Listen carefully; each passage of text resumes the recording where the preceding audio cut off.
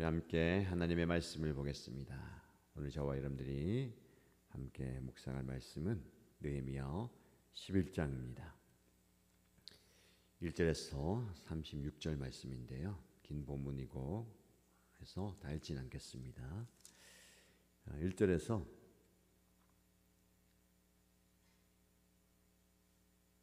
4절 중반부까지 있습니다. 느헤미야 11장입니다. 1절에서 4절 중반절까지 같이 읽겠습니다. 백성의 지도자들은 예루살렘에 자리 잡았다.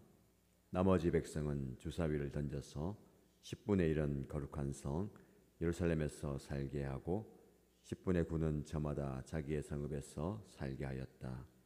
스스로 예루살렘에서 살겠다고 자원하는 사람 모두에게는 백성이 복을 빌어 주었다. 예루살렘에 자리를 잡은 지방 지도자들은 다음과 같다. 다른 이스라엘 사람들 곧 제사장과 레위 사람과 성전 막 일꾼과 솔로몬을 섬기던 종의 자손은 각자가 물려받은 땅인 유다 여러 성읍에서 살고 유다와 베냐민 자손 가운데서 일부가 예루살렘에서 살았다. 아멘. 전체 11장 말씀을 묵상할 텐데요. 다 읽지는 않았습니다. 필요한 부분들 묵상하고 여러분들 개인적으로 또 읽고 또 마음에 새기면 좋겠습니다. 느헤미야서를 살펴보면서 마침내 10장 어제 묵상했던 말씀, 백성들이 하나님의 말씀 앞에 자신의 이름을 기입하고 서명하면서 삶의 모든 영역을 하나님께 헌신하겠다라는 언약을 맺었던 것을 보게 됩니다. 외적인 성벽이 완성되었고 내적인 결단도 완성되었습니다. 그런데 이스라엘 백성들에게는 여전히 해결해야 할 가장 중요한 숙제가 남아 있습니다. 바로 그것은 사람의 문제입니다. 성벽이 재건되고 또 영적 결단이 있었어요. 근데 정작 이스라엘 백성들은 어디에서 거했느냐면 예루살렘이 아니라 다른 지역에 이미 자리 잡고 있었습니다. 7장 4절 말씀 보면 성벽이 재건되었을 때에 성읍은 넓고 큰데 주민은 적고 집들도 아직 짓지 않았다라고 기록합니다. 자신들의 안전을 보장할 성벽이 완성되었지만 그곳은 비어 있다는 겁니다. 사람이 살아야 도시가 형성되죠. 중요한 것은 사람입니다.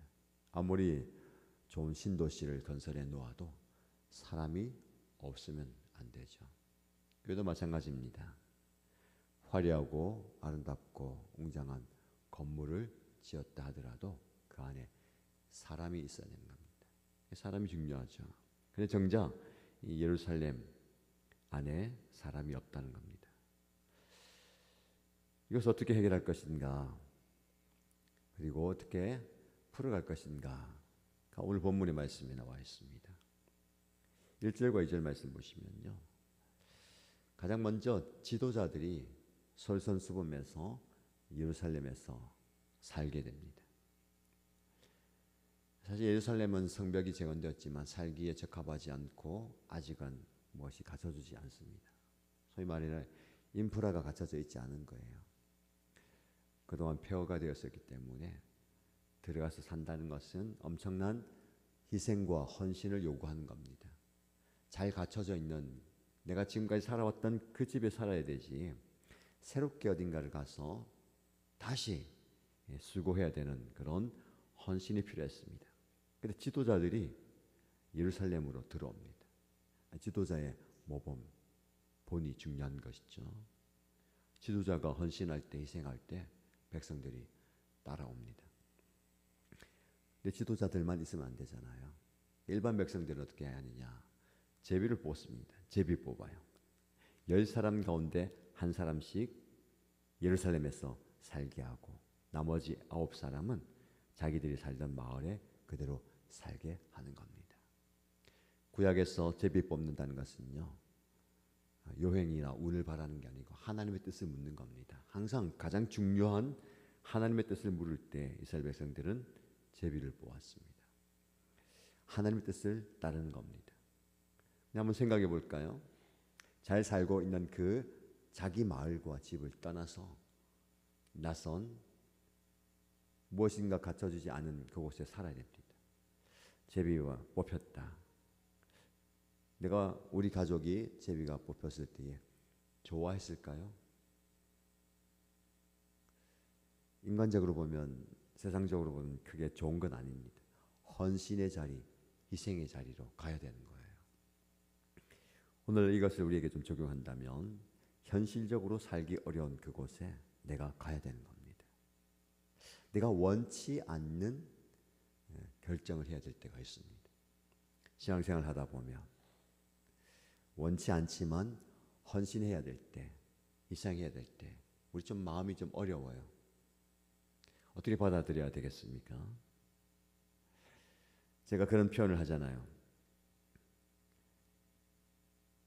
원해서 지는 십자가가 아니라 원하지 않는데 지는 십자가. 그것도 복이 될 수 있습니다. 사실은 우리가 기꺼이 십자가를 지어야 되잖아요. 그런데 그 자리에 있는다는 이유만으로 억지로 지는 십자가. 구레네 시몬이 예수님의 십자가를 자원해서 진 거 아니고 끌려와서 선택되어서 지목당해서 지고 가잖아요. 그러나 그에게 그것이 복이 되고 훗날 그의 가문에 은혜가 되는 것을 보게 됩니다. 저와 여러분들도 마찬가지죠.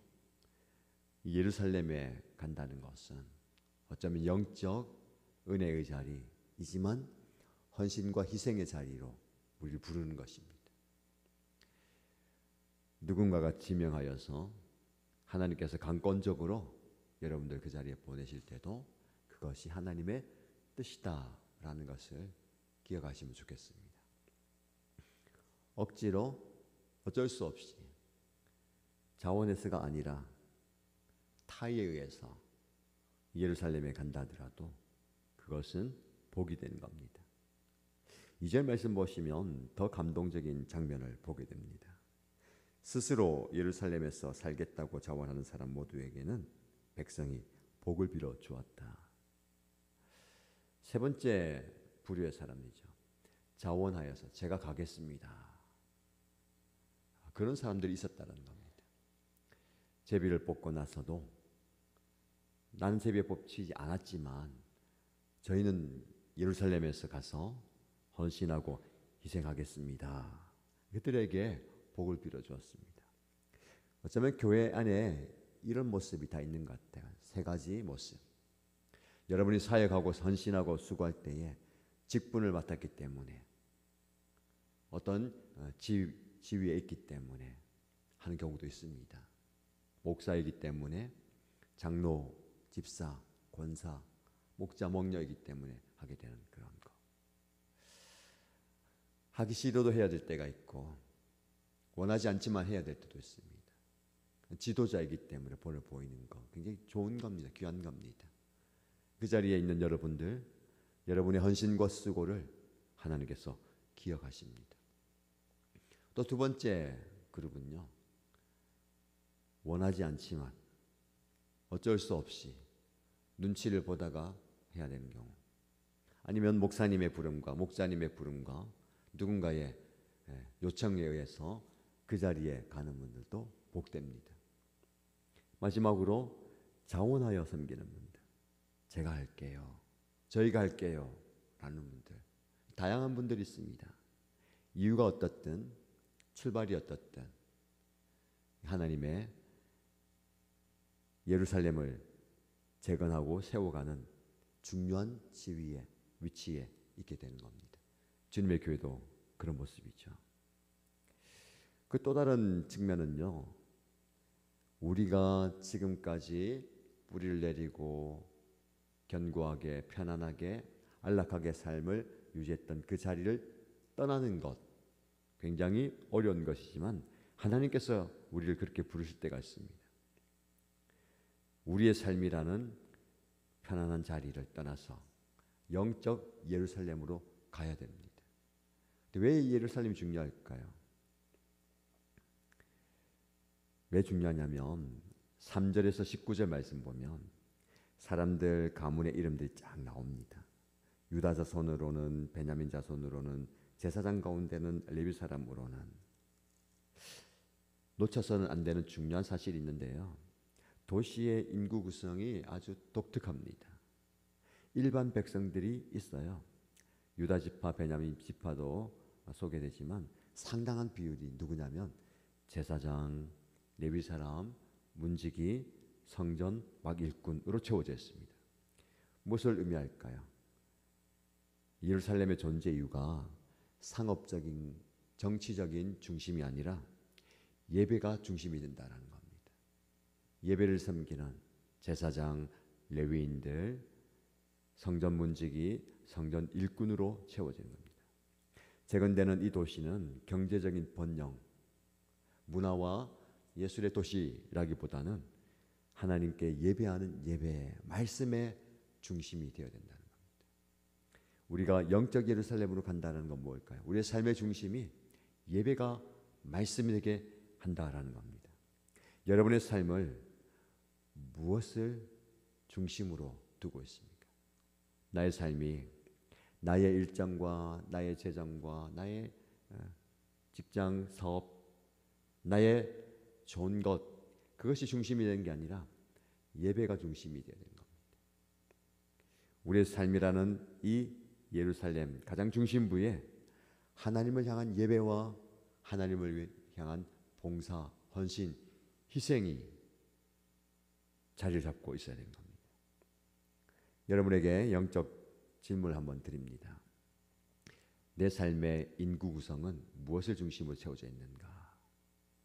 즉 나의 하루의 일정과 스케줄에 시간 배분이라든지 에너지 배분이라든지 우선순위 배분을 어떻게 하고 있는가? 제사장과 레위인 즉 예배와 영적 훈련에 두고 있는가를 한번 점검해 보시기 바랍니다. 20절에서 36절 마지막 절까지 말씀 보면 예루살렘 안에 거주한 사람들을 소개한 이후에 나머지 마을에 사는 9사람의 역할을 이야기합니다. 20절 이하 말씀을 보시면 나머지 이스라엘 백성과 제사장과 레위 사람들은 제각기 자기 유산으로 받은 땅이 있는 유다 여러 성읍에 흩어져서 살았다라고 말씀합니다. 각자 자기의 마을에서 흩어져서 삽니다. 그런데 이 예루살렘과 유기적으로 연결되어 있습니다. 그들은 각자의 삶의 자리에서 생활하지만 예루살렘을 위해서 식량과 재정을 공급하는 기반이 되었습니다. 이것은 우리에게 큰 위로가 됩니다. 하나님은 모든 성도들에게 다 예루살렘에 와서 살으라 라고 얘기하지 않으십니다. 하나님 부르시는 사람이 있죠. 지도자로 선택해서 자원해서. 그런데 우리가 각자의 삶의 자리가 또 있습니다. 그것은 나의 마을이죠. 내가 가야 할 영적 예루살렘이 있다면 내가 지키고 있어야 할 나의 마을이 있습니다. 그 마을에서 하나님께서 은혜 주시고 힘 주셔서 가정과 직장과 사업, 학교 등 신실하게 살아가기를 원하십니다. 교회의 중요한 사역과 영적 예루살렘을 지원하고 도와주는 역할을 여러분의 마을에서 하라라는 겁니다. 저와 여러분의 역할이 다 달라고 우리의 역할이 다 서로 다르다 하더라도 우리는 모두가 재건되는 하나님의 나라의 사명을 가지고 있습니다. 여러분이 맡은 그 자리, 여러분에게 주어진 그 자리에서 예루살렘을 마음에 두고 염두에 두고 최선을 다해서 살아가야 되는 겁니다. 여러분에게 영적 질문을 드립니다. 나는 현재 내가 있는 삶의 자리, 직장, 가정, 학교, 일터 등등이죠. 그 마을에서 거주하는 9사람처럼 교회의 중심 사역 예루살렘을 든든하게 지원하는 그 책임을 감당하고 있는가라는 겁니다. 내가 먹고 살기 위해서 직장 생활하고 우리 가족들 잘 살기 위해서 사업하고 하는 선에 머물러서는 안 되고, 그건 기본이고요. 그 이상의 영역들, 하나님 나라의 공동체, 예배 공동체, 신앙 공동체를 든든하게 지지하고 세워주는 역할을 하는 겁니다. 여러분, 성벽은 무너지지 않고 세워졌습니다. 아름답게 세워지고 든든하게 세워졌습니다. 그 안에 살아갈 사람들을 배치하는 일은요, 헌신과 희생이 필요합니다. 성벽을 재건하는 일 못지않게 살아가는 것도 희생이에요. 살아내는 것도 헌신입니다. 우리 교회에 와서 사역하고 헌신하고 수고하고 봉사하는 것뿐만 아니라 여러분이 여러분 삶의 자리에서 살아내는 것도 희생이고 헌신입니다. 그래서 담임 목사가 여러분에게 오늘 본문의 말씀을 빌어서 축복하고 위로하고 격려합니다. 여러분, 살아내는 것도 대단한 겁니다. 얼마나 힘들어요. 살기가 팍팍하고 사는 것이 힘든 오늘입니다. 근데 우리는 그냥 사는 게 아니고 잘 살아야 되잖아요. 정말 힘듭니다. 잘 살기 위해서. 신앙을 지키고 믿음을 지키고 내 가정을 지킬 뿐만 아니라 다른 사람들을 지원해주고 공동체를 세워가고 시간과 에너지와 열심과 은사와 물질까지 쏟으면서 하고 있는 여러분들 축복합니다. 정말 잘하고 계십니다. 하나님께서 다 기억하시죠. 오늘도 마찬가지로 읽지 않았지만 사람들의 이름을 기록해요. 이 느헤미야가 대단한 겁니다. 큰 역사를 이룬 영적 거장 리더십이지만 한 사람 한 사람의 이름을 다 기록하는 거예요. 제가 여러분이 그런 모습이 있으면 좋겠습니다. 여러분 이제 읽지는 않았는데 여러분 읽으면서요. 제가 읽으면서 이렇게 읽습니다. 여기 보면 명단들이 쭉 나와 있는데 여러분의 이름을 넣고 읽을 거예요. 기도하면서. 여러분도 자신의 이름을 넣고 배우자의 이름을 넣고 부모의 이름을 넣고 자녀의 이름을 넣고 목장 식구의 이름을 넣어가지고 이 성경을 완성하시기 바랍니다. 오늘 하나님께서는 여러분에게 묻습니다. 너의 삶의 중심, 영적 예루살렘을 무엇으로 채우고 있는가? 무엇을 위해 재건하고 있느냐? 여러분, 편안함에 안락함에 안주하지 말고 자원하는 마음으로 거룩한 희생의 자리로 나가십시다. 지도자라면 지도자의 위치에서, 하나님이 부르셨다면 부르심의 자리에서, 자원하면 자원한 자리에서, 그뿐만 아니라 여러분의 삶의 자리에서 하나님의 나라를 세워가는 일에 적극적으로 동참하시고 희생하시고 헌신하십시다. 하나님께서 그 수고를 기억하시고 은혜를 베풀어 주실 줄 믿습니다. 이 은혜가 가운데 거하는 저와 여러분 되시기를 주님의 이름으로 축복합니다.